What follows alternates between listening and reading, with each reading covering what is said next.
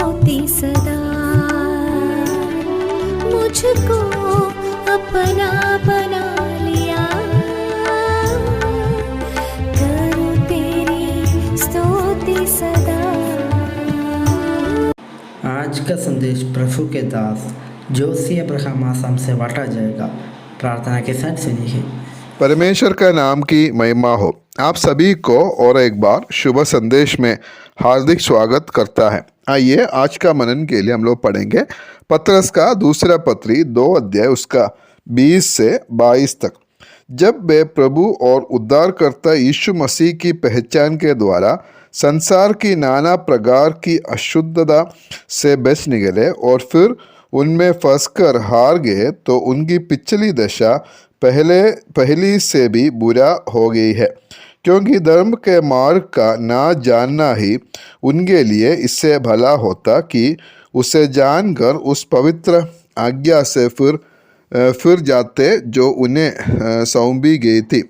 उन पर यह कहावत ठीक बैठती है कि कुत्ता अपनी चाट की और नहलाई हुई सुअरनी कीचड़ में लौटने के लिए फिर चली जाती है। हम लोग पिछले दिन में हम लोग देख रहे थे कि 2 अध्याय 11 से 19 पद तक उधर का विषय है जो गलत शिक्षकों का स्वभाव या चाल चलन, कैसे हम उनको पहचान सकता है वो हम लोग देखा। और इधर हम लोग आज जो पढ़ा है 20 से 22 पद तक, और यहाँ का विषय है कि गलत शिक्षकों को मिलने वाला जो दंड।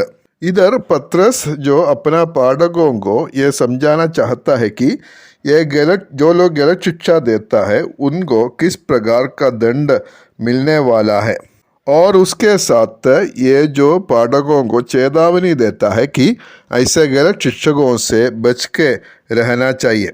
20 पद में हम ऐसे पढ़ा, जब वे प्रभु और उद्धारकर्ता यीशु मसीह की पहचान के द्वारा संसार की नाना प्रकार की अशुद्धता से बच निकले और फिर उनमें फंसकर हार गए, तो उनकी पिछली दशा पहले से भी बुरी हो गई है।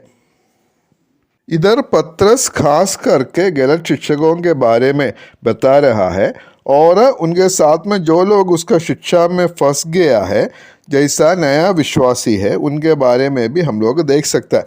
इसका 18 पद में मैं ऐसे पढ़ा था, वे व्यर्थ घमंड की बातें कर के लुचपन के कामों के द्वारा उन लोगों को शारीरिक अभिलाषाओं में फंसा लेता है जो भटके हुओं में से अभी निगल ही रहे थे।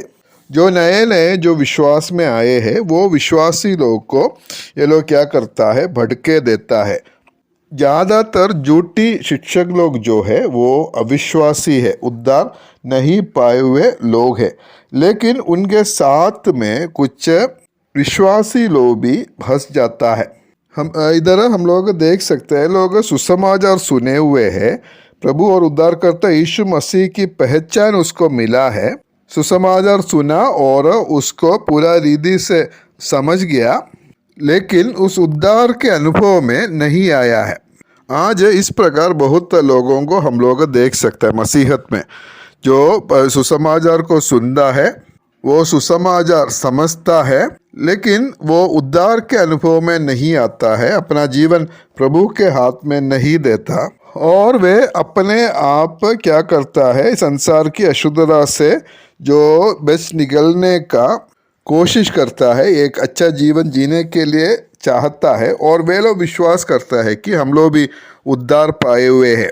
ऐसे लोग हैं जो सही में उद्धार नहीं पाया है, वे लोग ये झूठी शिक्षकों का हाथ में पड़ने का संभावना है।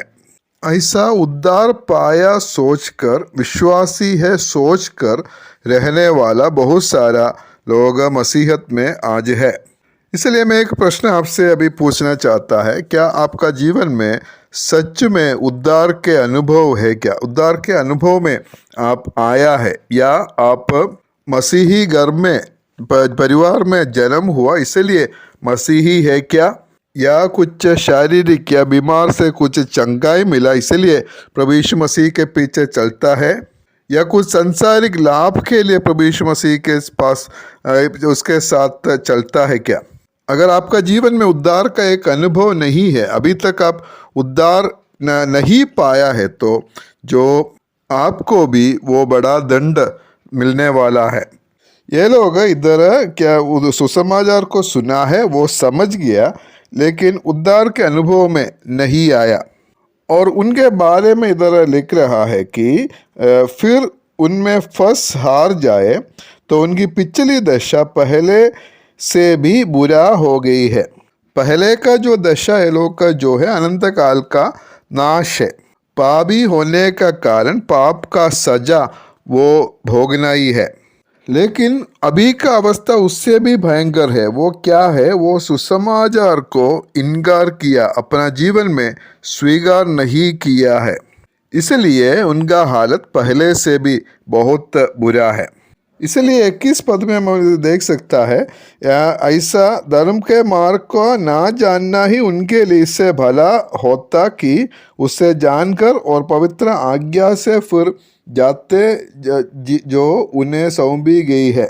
ऐसे लोगों को क्या है, वो धर्म के मार्ग ना जानना ही अच्छा था बोलकर इधर हम लोग देख सकता है।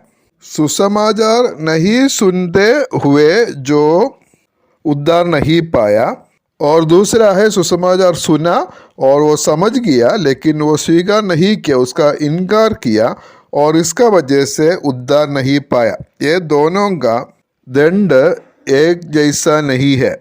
उद्धार नहीं पाने वाले लोगों का सजा और उद्धार पाए हुए विश्वासियों को मिलने वाला जो इनाम, ये इसमें सब फर्क है, सबको एक जैसा नहीं मिलेगा। लूका सुसमाचार 12 अध्याय 47 और 48 में हम ऐसे पढ़ता है, वो दास जो अपने स्वामी की इच्छा जानता था और तैयार ना रहा और ना उसकी इच्छा के अनुसार चला, बहुत मार खाएगा। परंतु जो नहीं जानकर मार खाने के योग्य काम करे, वो थोड़ी मार खाएगा। इसलिए जिसे बहुत दिया है उससे बहुत मांगा जाएगा, और जिससे बहुत सौंपा गया है उससे बहुत लिया जाएगा। ये विश्वासी लोग और अविश्वासी लोग दोनों के लिए चेतावनी है। जिसको ज़्यादा मिला, जो उसको मिला है, और जो ज़्यादा जाना समझा और वो नहीं करने से उसका दंड ज़्यादा होगा। नहीं जानने वाला लोग को भी दंड मिलेगा, लेकिन वो कम दंड मिलेगा, लेकिन जानबूझकर करने वाला को ज़्यादा दंड मिलेगा। इसलिए प्रभु हमें सहायता करे, अपने आप को परखेंगे। एक उद्धार के अनुभव में आप आया है क्या? ऐसा एक दिन आपका जीवन में है और बोल सकता है, भला ना दिन में मैं उद्धार पाया, प्रभु यीशु मसीह को मेरा जीवन में स्वीकार किया, मैं उद्धार पाया बोलकर। ऐसा उद्धार के अनुभव नहीं है तो आप बहुत बड़ा खतरा में है, और इसलिए सही निर्णय लीजिए, प्रभु यीशु मसीह पर विश्वास कीजिए, उसको जीवन में स्वीकार कीजिए। ऐसा आपका जीवन धन्य हो जाएगा और प्रभु के वचन को मानकर आगे चलना है। प्रभु आप सभी को मदद करे। परमेश्वर का नाम की महिमा हो।